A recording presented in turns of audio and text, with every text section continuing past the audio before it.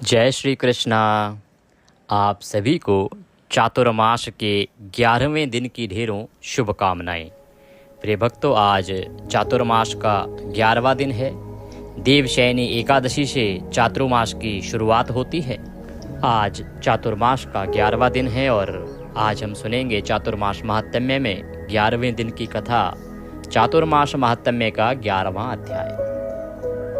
चातुर्मास जिसका समापन होगा 2 नवंबर को, इसमें चातुर्मास महात्म्य सुनने मात्र से ही मनुष्य का कल्याण हो जाता है। भगवान श्री नारायण कहते हैं कि इन 4 महीनों में जो मेरी महिमा का गुणगान करता है, श्रवण करता है, पठन करता है, उसे अवश्य ही मेरी कृपा प्राप्त होती है। क्योंकि इन 4 महीनों में भगवान की कथाओं को सुनना, उनका स्तवन करना, भगवान का जप करना, यही कर्म बताया गया है। आप सभी जानते हैं कि इन 4 महीनों में किसी भी प्रकार का शुभ मांगलिक कार्य वर्जित है, क्योंकि भगवान नारायण क्षीर सागर में योग निद्रा में होते हैं। तो इन 4 महीनों में आपको अवश्य सुनना चाहिए श्री चातुर्मास महात्म्य। अगर आप चातुर्मास का व्रत कर रहे हैं तो और उत्तम है। अगर चातुर्मास व्रत नहीं कर रहे हैं तो आप जितना हो सके भगवान की भक्ति कीजिए। चातुर्मास के जितने हो सके नियम उठाइए। बहुत से नियम जो एकादशी से आरंभ कर सकते थे, फिर आप पूर्णिमा से आरंभ कर सकते थे। अब अष्टमी तिथि से भी आपके पास एक अवसर है आरंभ करने का। उसके बाद चातुर्मास के नियम नहीं उठाए जा सकते। चातुर्मास महात्म्य में प्रसंग आरंभ हुआ है समुद्र मंथन का। किस प्रकार से जब देवता भ्रष्ट हो गए, उन्होंने मांसाहार से हवन किया, जिससे सभी ऋषिगण रुष्ट हो गए। तदोपरांत पूरी सृष्टि में राक्षसों का राज हो गया। राक्षसों की शक्तियां बढ़ गई और देवताओं को परास्त करके उन्हें दर दर की ठोकरें खाने पे मजबूर कर दिया। ध्यान दीजिएगा कि देवता अभी तक अमर नहीं हुए थे, क्योंकि अभी सागर मंथन हुआ ही नहीं था, अमृत का जन्म ही नहीं हुआ था। उससे पहले का वृतांत है ये। जब देवता यहाँ वहाँ की ठोकरें खाते खाते ब्रह्मदेव के पास पहुंचे, ब्रह्मदेव ने भगवान शंकर के साथ विचार विमर्श करके सभी देवताओं को भगवान श्रीहरि विष्णु की स्तुति और उनको प्रसन्न करने के लिए कहा। देवताओं ने 100 वर्ष तक भगवान श्रीहरि की तपस्या की। तब भगवान श्रीहरि प्रसन्न हुए और उन्होंने देवताओं से कहा कि असुरों के साथ समझौता करो और समुद्र मंथन करो। समुद्र मंथन से ही तुम्हारा कल्याण होगा। क्योंकि देवताओं की जो श्री थी या जो धर्म था, जिसके माध्यम से देवताओं की शक्तियां अर्जित होती थी, वो सभी स्वर्ग को छोड़ के समुद्र के तले में जा चुकी थी, क्योंकि देवता भ्रष्ट हो गए थे। तो भगवान ने कहा कि अब तुम समुद्र मंथन करो और वहीं से तुम्हारा कल्याण होगा। सभी देवताओं ने इसके लिए प्रयास किया। असुरों को इस प्रकार प्रलोभन देके, लालच देके एक प्रकार से तैयार किया कि जो समुद्र से निकलेगा उसमें आपका भी हिस्सा होगा, आपकी भी भागीदारी रहेगी। अतः सभी जो असुरगण हैं वो समुद्र मंथन करने के लिए देवताओं के साथ राजी हो गए। देवता और असुरों ने मिलकर समुद्र मंथन भगवान श्रीहरि की कृपा से आरंभ कर दिया। जो जो बाधाएं थी उनको भगवान श्रीहरि ने दूर किया। समुद्र मंथन आरंभ हुआ और उसके बाद सबसे पहले जो एक वस्तु समुद्र से निकली वह थी विष।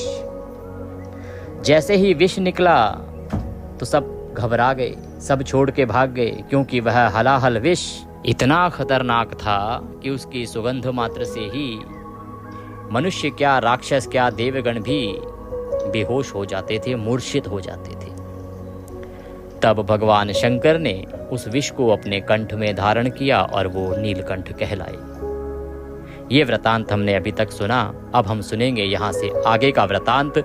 आज के अध्याय में आएंगी कौन सी महत्वपूर्ण 14 वस्तुएं जो निकलने वाली हैं सागर के मंथन से, उसमें से कौन कौन सी वस्तु किस किस को प्राप्त होती है, यह वर्णन आज के अध्याय में आएगा। बहुत ही ज्ञानप्रद है, शिक्षाप्रद है और इस वृतांत को श्रवण करने से भगवान श्रीहरि, भगवान वासुदेव का आशीर्वाद प्राप्त होता है, क्योंकि ये जो वर्णन आप सुन रहे हैं ये वासुदेव महात्म्य से सुन रहे हैं। यह कुमार स्कंद के द्वारा, जो भगवान शंकर के पुत्र हैं कार्तिकेय, उनके द्वारा सुनाया जा रहा है, कहा जा रहा है और स्कंद पुराण में वर्णित है। आइए प्रिय भक्तों, आज का अध्याय आरंभ करते हैं। आपसे निवेदन है कि भगवान की कथा का यह वीडियो है तो कृपया वीडियो को एक बार लाइक अवश्य कर दीजिएगा। भगवान श्री हरि का आशीर्वाद प्राप्त करने के लिए कमेंट बॉक्स में अवश्य लिखिएगा जय श्री हरि या ओम नमो भगवते वासुदेवाय। अगर आप चैनल पर नए हैं तो कृपया चैनल को अवश्य ही सब्सक्राइब कर लीजिए, क्योंकि ये एक प्रतिष्ठित ज्योतिष संस्थान का चैनल है। यहाँ पर हम जो भी कथाएं सुनाते हैं पुराणों से सुनाते हैं, जो महात्म्य सुनाते हैं वह वही सुनाते हैं जो पुराणों में वर्णित होते हैं। किसी भी महीने का जो महात्म्य पुराणों में लिखा होता है वह आपको बताते हैं, सुनाते हैं। प्रतिदिन की कथाएं सुनाते हैं। हम 4 कथाओं को एक साथ जोड़ के महात्म्य नहीं बनाते हैं, जो लिखा है पुराणों में वह जानकारी आपको देते हैं। तो यदि आप सभी व्रत और त्योहारों की, सभी महीनों की सही कथाएं सुनते रहना चाहते हैं, सही मुहूर्त आदि जानते रहना चाहते हैं तो कृपया चैनल को अभी सब्सक्राइब कीजिए। और जब आप सब्सक्राइब का बटन दबाएंगे तो वहाँ एक घंटी का निशान बना हुआ आएगा, उसको अवश्य दबाइएगा, तभी आपको हमारे सारे वीडियोस प्राप्त होंगे, अन्यथा आपसे जानकारी छूट जाएगी। तो कृपया चैनल को सब्सक्राइब करें और बेल आइकन को प्रेस करें। आइए प्रिय भक्तों, आरंभ करते हैं आज की कथा, आज का अध्याय। भगवान श्री हरि वासुदेव के चरणों में प्रणाम करते हैं, उनकी चरण वंदना करते हैं, गुरुजनों को प्रणाम करते हैं। गुरुर् ब्रह्म गुरुर्विष्णु गुरुर्देव महेश्वरः, गुरुर् साक्षात् परब्रह्म तस्मै श्री गुरुवे नमः। बोले गुरुदेव महाराज की जय। माँ सरस्वती की वंदना करते हैं। या देवी सर्वभूतेषु माँ सरस्वती रूपेण संस्थिता, नमस्तस्यै नमस्तस्यै नमस्तस्यै नमो नमः। बोलिए सरस्वती महारानी की जय। प्रथम पूज्य गणेश जी महाराज को प्रणाम करते हैं। बोलिए गणेश जी महाराज की जय। बोलिए चतुर्मास की जय। बोलिए चातुर्मास महात्म्य की जय। बोलिए सभी संगत की जय। सभी श्रोतागण, दर्शकगण, मातृशक्ति, भाई बंधु सभी को मैं नमस्कार करता हूँ। आज का अध्याय आरंभ करते हुए आप सबको वंदना करता हूँ। स्कंद कहते हैं कि तब कश्यप के पुत्र प्रसन्न हुए, क्योंकि विष पी लिया गया था। वे मंथन स्थल पर एकत्रित हुए। उन्होंने पुनः 1000 वर्षों तक समुद्र मंथन किया। तो जब विष निकला तो सभी, कश्यप पुत्र कौन, देवगण और असुरगण दोनों ही ऋषि कश्यप की ही संतानें हैं। तो जब वो विष निकला तो उसको देख के सभी छोड़ के भाग गए। देवगण भी भाग गए, असुरगण भी भाग गए, डर के घबरा के भाग गए। जब भगवान शंकर ने उस विष को अपने कंठ में धारण कर लिया तो वो सभी पुनः आए और उन्होंने पुनः समुद्र मंथन आरंभ कर दिया। तो पहले 1000 वर्ष के मंथन के बाद विष निकला था। अब विष के बाद पुनः 1000 वर्ष तक वो मंथन करते रहे। जब समुद्र मंथन हो रहा था तब कुछ भी नहीं निकला। मंथन में भाग लेने वाले लोग मुंह से हांफते हुए थकान के कारण शिथिल हो गए। जब इतना समय हो गया कि पहले 1000 वर्ष के बाद निकला विष और फिर 1000 वर्ष हो गए और कुछ निकला ही नहीं, तो सब उदास हो गए, सब थक गए, हांफने लगे। महाबली नाग वासुकी को जीवन में दुर्बलता का अनुभव हुआ। जो परम शक्तिशाली नाग था, नागों में सर्वाधिक शक्तिशाली है नाग वासुकी, उसको भी दुर्बलता का अनुभव होने लगा। उसे भी लगा कि वह दुर्बल हो गया है, उसके अंदर भी शक्ति ना रही, शक्तिहीन हो गया वो। मंथन के समय मंदर भी स्थिर अवस्था में नहीं रह सके। मंदार पर्वत की बात हो रही है यहाँ पे। तो मंदार पर्वत जिनके द्वारा मंथन चल रहा है उनकी भी हालात अच्छे नहीं रहे। सभी के ऊपर इस मंथन ने गहरा प्रभाव डाला। सब निराशा में डूब गए, थक के चूर हो गए। आप स्वयं भी सोच सकते हैं कि 1000 वर्ष और कुल तो 2000 वर्षों से मंथन चल रहा है। सोचिए पहले 1000 वर्ष जब मंथन किया, जोश जोश में तो निकल गए 1000 वर्ष, तब निकला विष, और फिर 1000 वर्ष हो गए लेकिन कुछ निकला ही नहीं। तो उनकी शक्ति तो 2000 वर्षों से केवल मंथन करने में लगी हुई है। तो इस प्रकार से सभी थक के चूर हो गए। अनिरुद्ध भी पर्वतों के राजा के पास गए और अपनी 1000 भुजाओं के साथ एक बड़े पर्वत के समान खड़े हो गए। अत्यधिक ऊर्जा की पुनः प्राप्ति से आश्चर्यचकित होकर सुरों और असुरों की भीड़ ने हर्ष और ऊर्जा के साथ महासागर का मंथन किया। नारायण की मुद्रा से देवताओं आदि को थकान का अनुभव नहीं हुआ। जब भगवान नारायण वहां विराजमान हुए, सबको पुनः ऊर्जा प्राप्त हुई, और भगवान नारायण के वहां रहने से देवताओं को थकान का अनुभव नहीं हुआ, क्योंकि वो तो परमेश्वर हैं। जो परमेश्वर हैं, जो सब कुछ करने वाले हैं, सब उन्हीं की इच्छा से होता है। अतः उनकी कृपा से असुरों पर इस थकान का बहुत प्रभाव हुआ, परंतु देवताओं पर नहीं हुआ।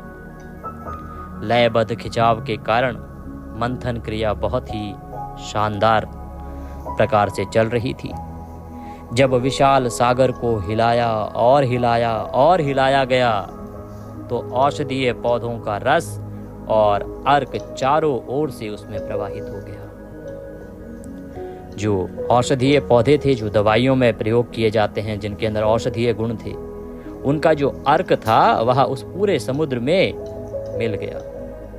उस अवस्था में जल के कुंड से चंद्रमा प्रकट हुए, जो सौंदर्य और औषधियों के अधिष्ठाता देवता कहे जाते हैं। फिर विष के बाद जो सबसे पहले प्रकट हुए उस समुद्र से, वो थे चंद्रदेव। चंद्रमा का वहां से प्रादुर्भाव हुआ समुद्र से, और चंद्रमा जो हैं उनके अंदर वो बहुत ही शांत हैं, शीतल हैं, और उनके अंदर औषधीय गुण हैं और सौंदर्य से भरपूर हैं। औषधीय गुण इसलिए क्योंकि जब मंथन किया गया तो आप सभी जानते हैं कि उसमें मंदार पर्वत को डाला गया, जिसमें अनेकों औषधीय पौधे थे। उन सभी का अर्क उस जल में मिल गया, और उसके प्रभाव से जब चंद्रमा वहाँ प्रकट हुए, ये कहें कि जब चंद्रमा का प्रादुर्भाव हुआ, समुद्र से वो निकले, तो वो औषधीय गुणों से भरपूर रहे, और इसीलिए उनको औषधियों का अधिष्ठाता देवता भी हमारे सनातन धर्म में माना जाता है। चंद्रमा के प्रकट होने के बाद गौओं की अधिष्ठात्री, समस्त कामनाओं को पूर्ण करने वाली, चंद्रमा के समान कांति वाली हविर्धानी गौ प्रकट हुई। चंद्रमा के बाद हविर्धानी गौ का प्रकाट्य हुआ। तब सब घोड़ों का अधिष्ठाता श्वेत अश्व प्रकट हुआ, और उस गाय के बाद सफेद घोड़ा उस समुद्र मंथन से निकला। 4 दांतों वाला, चंद्रमा के समान कांति वाला हाथियों का राजा ऐरावत भी प्रकट हुआ। और हाथी का जो राजा है ऐरावत, जो इंद्र के पास है, इंद्र का जो वाहन कहा जाता है, वह भी समुद्र मंथन से चौथी वस्तु थी जो निकली थी। फिर समस्त वृक्षों का राजा दिव्य वृक्ष पारिजात प्रकट हुआ। पारिजात वृक्ष जो देवताओं के पास था, स्वर्ग में था, वह पारिजात वृक्ष जो है वो भी समुद्र मंथन से ही निकला, और इस प्रकार से ये समुद्र मंथन से निकलने वाली 5वीं वस्तु थी। फिर कमल के रंग का कौस्तुभ नामक उत्तम रत्न प्रकट हुआ। कौस्तुभ मणि जिसे कहा जाता है, कौस्तुभ मणि दिव्य मणि है, सभी मनोकामनाओं को पूर्ण करने वाली मणि है। जिसके पास वह रहती है उसकी सभी मनोकामनाएं सदा सिद्ध होती रहती हैं। कौस्तुभ मणि का प्रकाट भी पारिजात के वृक्ष के बाद समुद्र से ही हुआ। उसके बाद अप्सराएं उत्पन्न हुई, अर्थात प्रकट हुई। ये सभी अप्सराएं अपने आप में सौंदर्य का भंडार थी। तब मदिरा देवी उत्पन्न हुई, जो सबको मदहोश कर देने वाली देवी हैं। तो मदिरा देवी का प्रकाट्य भी इस प्रकार से समुद्र से ही हुआ, जो सबको मदहोश कर देती हैं। फिर समस्त आयुधों के अधिष्ठाता देवता शांग धनुष प्रकट हुए, बड़े परम शक्तिशाली शांग धनुष। और उसके बाद समस्त वाद्यों के अधिष्ठाता देवता पांचजन्य शंख समुद्र मंथन से निकला। तब चंद्रदेव, पारिजात तथा सूर्य मार्ग से आने वाली देवकन्याओं का समूह तुरंत वहां खड़ा हुआ। दैत्यों के सरदारों ने तुरंत अश्वराज और वारुणी को पकड़ लिया, जबकि देवराज इंद्र ने हरि की सहमति से ऐरावत को पकड़ लिया। वारुणी और जो घोड़ा था उसको दैत्यों ने लिया। कौस्तुभ रत्न, शांग धनुष और पांचजन्य शंख भगवान विष्णु को ही प्राप्त हुए। ये तीनों ही भगवान विष्णु के पास हैं। उन सभी ने हविर्धानी गाय ऋषियों को दे दी। जब समुद्र का पुनः मंथन हो रहा था तब श्री भगवान स्वयं प्रकट हुए और अपनी दृष्टि से तीनों लोकों को आनंदित किया। उनका तेज सबसे बढ़कर था। सभी सुर, असुर, मनुष्य उसे पाना चाहते थे, लेकिन कोई भी उसके तेज और शक्ति के निकट नहीं पहुंच सका।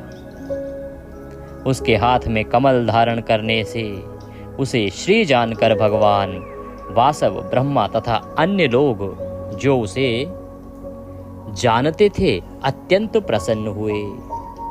समुद्र स्वयं तुरंत वहां आए और यह मेरी पुत्री है कहकर उसे गोद में लेकर स्वर्ण आसन पर बैठ गए। जब अमृत के उन शक्तिशाली और दृढ़ साधकों द्वारा समुद्र मंथन किया जा रहा था तब भी अमृत नहीं निकला।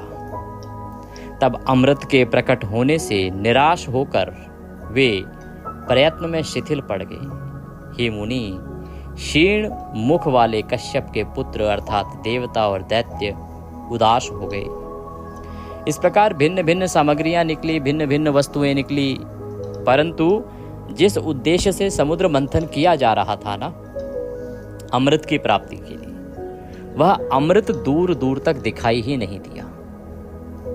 इससे देवता भी और दानव भी दोनों ही शिथिल पड़ गए, निराश हो गए, निराशा में डूब गए। उन्हें अपनी मेहनत व्यर्थ जाती हुई दिखने लगी। उन्हें उस अवस्था में देखकर करुणा के भंडार सर्वव्यापी भगवान हंस पड़े और स्वयं मंथन करने के लिए तत्पर हो गए।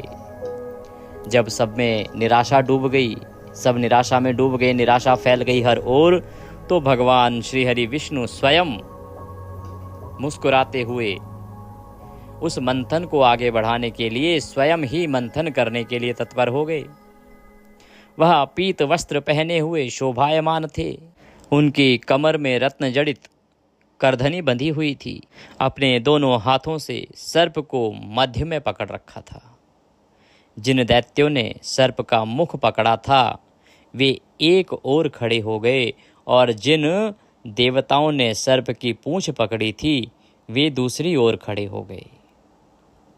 उन दोनों के बीच में खड़े हुए भगवान ने खेल खेल में समुद्र का मंथन किया, जिससे उनके हाथों के आभूषण प्रकट हो गए और सबकी आंखों को आनंद मिलने लगा। भगवान ब्रह्मा ने श्रेष्ठ ऋषियों के साथ आकाश में रहकर उन पर पुष्पों की वर्षा की और कहा, विजयी हो, विजयी हो। तब समुद्र मंथन से भगवान विष्णु के अंश सहित धनवंतरी नामक पुरुष उत्पन्न हुआ।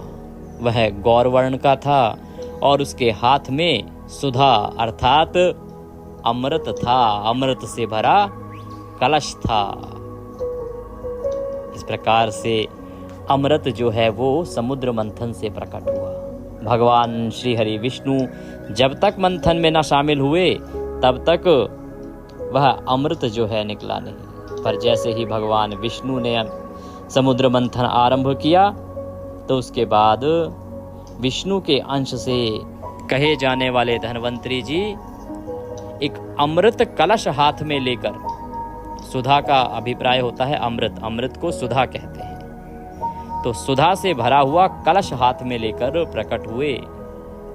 अमृत को साथ लेकर जो सभी घी तथा अन्य वनस्पतियों और औषधियों के रसों का सर्वोत्तम सार था, वह श्री के पास गया। तो इस प्रकार प्रभु की कृपा से अमृत कलश वहां से निकला, और अमृत कलश निकला उसके बाद मंथन में भाग लेने वाले सभी लोगों ने दूर से ही धनवंतरी को श्री के पास आते देखा। हे ब्राह्मण, उसके हाथ में अमृत से भरा सोने का घड़ा देखकर असुरगण अचानक उसके ऊपर झपटे और उसे छीन लिया। तो जैसे ही देखा कि धनवंतरी जी जो हैं वो श्री की तरफ जा रहे हैं सोने से बने अमृत कलश को लेकर, तो देवता दौड़े और धनवंतरी के हाथ से उन्होंने झपट्टा मारकर वो अमृत कलश छीन लिया। उनमें से जो पर्याप्त शक्तिशाली थे उन्होंने उसे छीन लिया और भाग गए।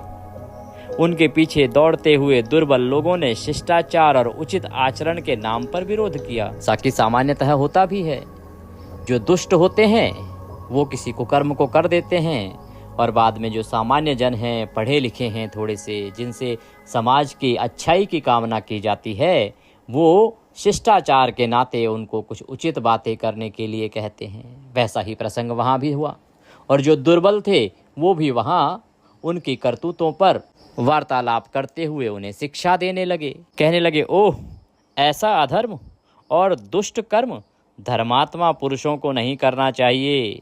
इस अमृत को देवताओं को, जो अमृत निकालने में समान भागीदार हैं, पिलाकर ही पीना चाहिए, अन्यथा नहीं। उस वाणी आवाहन की उपेक्षा करके वे शीघ्रता से दूर भाग गए। वहां भी वे अमृत प्राप्त करने के लिए एक दूसरे का हाथ बलपूर्वक खींच रहे थे। जब वे चिल्ला रहे थे कि मैं प्रथम हूँ, मैं प्रथम हूँ, तुम नहीं, मैं प्रथम हूँ, तुम नहीं, मैं प्रथम हूँ, मैं इसे पहले पीऊँगा, नहीं मैं पहले पीऊँगा, नहीं मैं पहले पीऊँगा, तो उन्हें पीने का अवसर ही नहीं मिला, क्योंकि वो लेके भागे तो वो तो असुर प्रवृत्ति के थे ना। उनके अंदर सामंजस्य कहाँ था, एक दूसरे पे विश्वास कहाँ था कि हम सब थोड़ा थोड़ा पी सकते हैं। सब चाहते थे कि सबसे पहले मैं पी लूँ, सबसे पहले मैं पी लूँ और सारा मैं पी लूँ। तो उनके अंदर ना विश्वास था, ना सामंजस्य था, ना एक दूसरे पर वो इतना विश्वास करते थे कि हाँ ठीक है, पहले आप पी लो फिर हम पी लें। उन्हें लगा जिसको मिल गया, जिसने पी लिया, वह अमर हो जाएगा और सबको समाप्त कर देगा। अतः सभी असुर एक दूसरे से लड़ने लगे, और पी कोई भी नहीं पाया, क्योंकि लड़ने में ही इतना समय चला गया। तब दैत्यों द्वारा अमृत छीन लिए जाने पर देवताओं के चेहरे पीले पड़ गए। उन्हें रोकने में असमर्थ होकर उन्होंने भगवान श्री विष्णु की शरण ली। अब क्योंकि देवता उस समय काफी दुर्बल थे, और जब उन्हें पता लगा कि असुरों ने अमृत कलश छीन लिया है, तो अब वो परेशान हो गए। उनके चेहरे पीले पड़ने ही थे, क्योंकि वो तो पहले ही असुरों से परेशान थे। असुरों ने वैसे ही उनको स्वर्ग से भगा दिया था मार पीट करके। उनके पास तो जीवन जीने का कुछ बचा नहीं था। इस हालात में देवताओं को पहुंचा दिया था असुरों ने। तो परेशान होकर अंत में उन्होंने भगवान का स्मरण किया, भगवान विष्णु, भगवान वासुदेव का स्मरण किया, उनकी शरण ली। कहा, हे जगत के स्वामी, हमारी रक्षा कीजिए, हमारी रक्षा कीजिए, हमारी रक्षा कीजिए। हे प्रभु, हमारी रक्षा कीजिए, हमारी सारी संपत्ति नष्ट हो गई है, अमृत दैत्यों ने छीन लिया है, हमारा क्या होगा। हे प्रभु, हम तो बिना अमृत ग्रहण किए बिना ही उनको मारने में असमर्थ थे। यदि उन्होंने अमृत पान कर लिया तो इस सृष्टि का क्या होगा, हमारा क्या होगा, हमारे स्वर्ग राज्य का क्या होगा। यदि आज वे अमृत पी लें तो हम क्या करेंगे, उसके बाद हमारा जीवन कहाँ रहेगा। इस प्रकार से सभी देवगण भगवान श्री हरि विष्णु को स्मरण करते हुए, उनकी स्तुति करते हुए रुदन करने लगे। इस प्रकार देवताओं की बड़ी ही दयनीय स्थिति हो गई।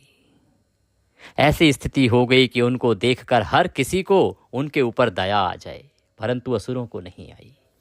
बोलिए विष्णु भगवान की जय। आज का यह अध्याय यहाँ पूर्ण होता है।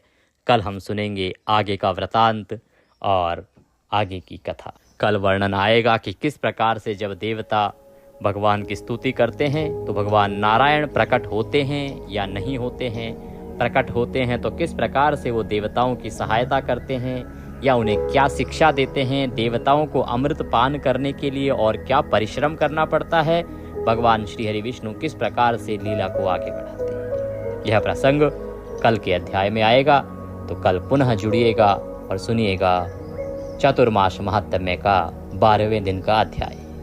प्रिय भक्तों, इसी के साथ आप लोग अवश्य सुने श्रावण मास महात्म्य, और सावन में प्रतिदिन हम आपको साथ ही शिव महापुराण भी सुना रहे हैं। दोनों ही ग्रंथ बड़े उत्तम हैं। शिव महापुराण में बहुत ही उत्तम प्रसंग चल रहे हैं। शिव महापुराण में किस प्रकार से नारद का मोह भंग हुआ, उससे आगे का वृतांत आप जानेंगे।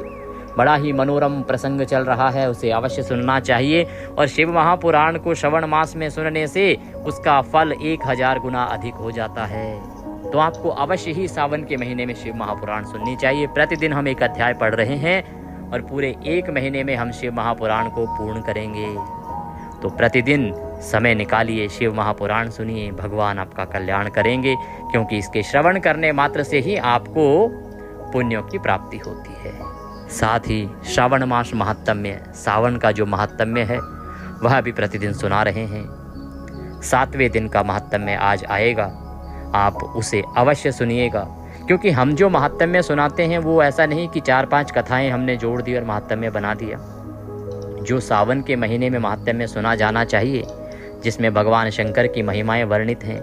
जैसे अभी तक वर्णन चल रहा था कि मनुष्य को पूजन कैसे करना चाहिए, पूजन की विधि क्या है, मंत्रोच्चार किस प्रकार से होना चाहिए, जो शिवलिंग है तो लिंग की किस प्रकार से उत्पत्ति हुई और लिंग की उत्पत्ति में कौन सा शिवलिंग घर में रहना चाहिए, कौन सा शिवलिंग किसके लिए बना है, भगवान के पंचराक्षरी मंत्र का उद्गम कैसे हुआ और इसका प्रयोग क्या करना चाहिए, वारों की उत्पत्ति कैसे हुई, वार किस प्रकार से बनाए भगवान शंकर की लीला में। तो इस प्रकार से बहुत ही महत्वपूर्ण और बहुत ही महनीय जानकारियां इस महात्म्य के माध्यम से आपको जानने को प्राप्त होंगी। तो अवश्य सुनिए श्रवण मास महात्म्य भी प्रतिदिन। 3 महत्वपूर्ण वीडियो हम प्रतिदिन आपके लिए लेके आ रहे हैं और लाइव भी सुना रहे हैं। चातुर्मास महात्म्य जो कि हमारा 6:15 बजे आ जाता है सुबह। उसके बाद 6:45 बजे 7:45 पर शिव महापुराण आता है और 8:21 पर श्रवण मास महात्म्य आता है। तीनों प्रतिदिन अवश्य सुनिए। साथ ही एकादशी आ रही है, उसका वीडियो भी हमने अपलोड किया है। और एक महत्वपूर्ण जानकारी ये कि सावन के महीने में त्रिवेणी से लाए हुए जल का प्रयोग कैसे करें, बहुत चमत्कारिक परिणाम हैं उसके, और प्रमुख तिथियों पे आपको अवश्य करना चाहिए। उस वीडियो को अवश्य देख लीजिएगा। भगवान सब पर कृपा करें।